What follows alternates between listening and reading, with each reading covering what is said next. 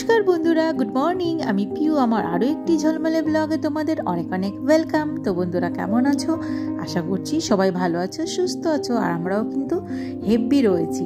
তো যাই হোক, এই যে যথারীতি আমি কিন্তু ফ্রেশ ট্রেশ হয়ে নিয়ে একদম কিচেনে চলে এসেছি। আর যেগুলো মোছামুছির কাজ সেগুলো আগে করে নিচ্ছি, তারপরে বসিয়ে দেবো এখন দুধ গরম করতে, কারণ মামা খেয়ে চলে যাবে টিউশনি।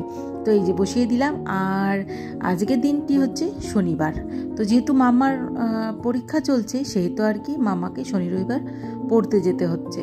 তো ওই যে আমি যেগুলো কাজ ঝটপট করে করে নেব এখন। আর এই যে রান্নাটা, মামা চলে গেছে টিউশন, আর এখন আমার রান্না করার পালা।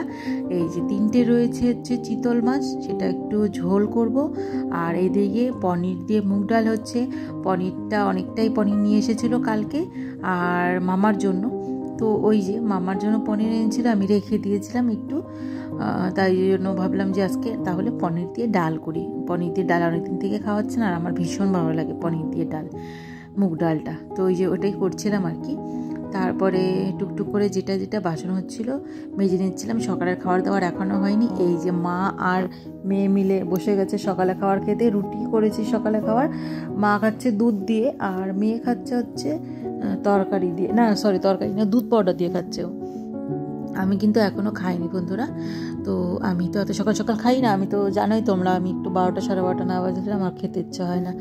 তো এইদিকে আবার আমার মায়ের নকল করছিল মাম্মা, ওই মা নস্যি খায় কীভাবে সেটাই দেখাচ্ছিল। তো ওইদিকে মাদের খেতে দিয়ে এসে আমি ভাবলাম যে হালকা হাতে এটা একটু পরিষ্কার করে নিই।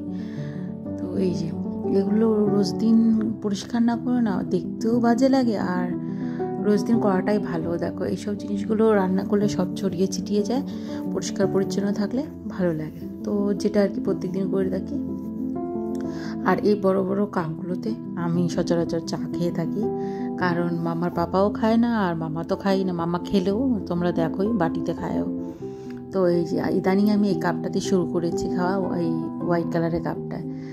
অনেক রকমের বড় বড় এরকম কাপ রয়েছে, যেমন ধরো ওই মামার পাপা আগে কিনে রেখেছে, বা আমিও কিনেছি অনেক পরে, আর মামা জন্মদিনেও পেয়েছে এরকম অনেক কাপ। তো ওগুলো আর বের করে কী করবো, মামা যখন বড় হবে তখন খাবে। আর এখন তো আপাতত বের করেছি, আমার আবার বেশি দিন একটা ইউজ করতে ভালো লাগে না। তো আপাতত ও দেখলেই তোমরা হোয়াইট কালারটা বের করেছি, সেটাই আপাতত কয়েকদিন খাবো, যখন আবার মন উঠে যাবে এটা চেঞ্জ করে ফেলবো।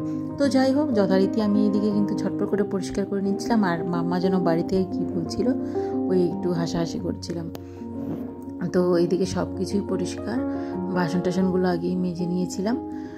আর এখন শুধু, আর জানো তো আজকে ভেবেছিলাম যে কাজ মনে হয় একটু কম হবে, কিন্তু যেদিন এই জিনিসটা ভাবি যে আজকে কাজ কম, আজকে একটু বসে অনেকটা টাইম কাটাবো, কিন্তু সেটা মোটেও হয়ে ওঠে না, সেদিন আরও কাজ বেশি থাকে।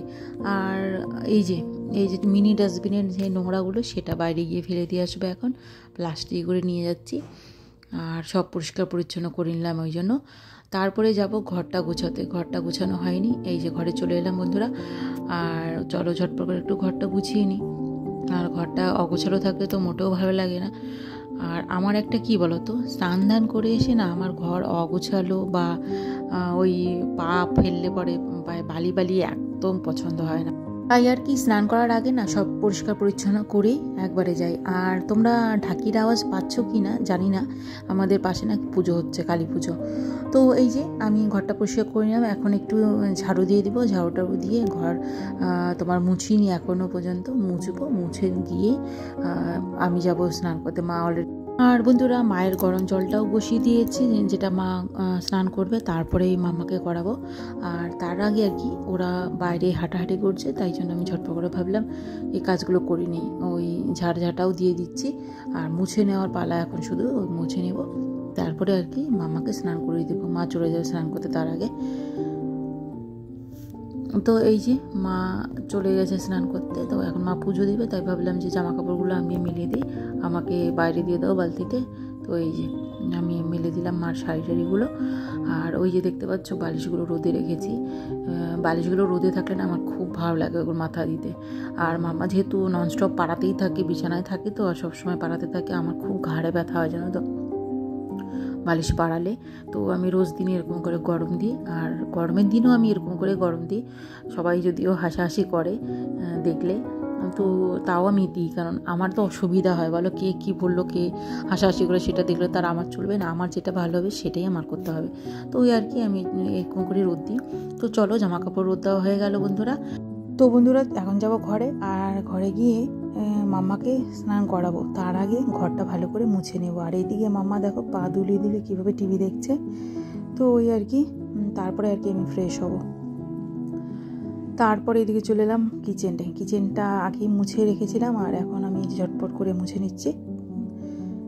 আর এটা হচ্ছে সন্ধেবেলার ক্লিপ। এই যে দেখো চার সিঙ্গাড়া নিয়ে বসেছি, একদম গরম গরম, খেতে কিন্তু হেভি লাগে। বন্ধুরা আজকের এই ব্লগটি কেমন লাগলো তোমাদের? ভালো লাগলে লাইক কমেন্ট করে দিও, আর যারা এখনও সাবস্ক্রাইব করেনি ঝটপট করে নাও। তো নেক্সট ব্লগে দেখা হচ্ছে, এখন টাটা, বাই বাই।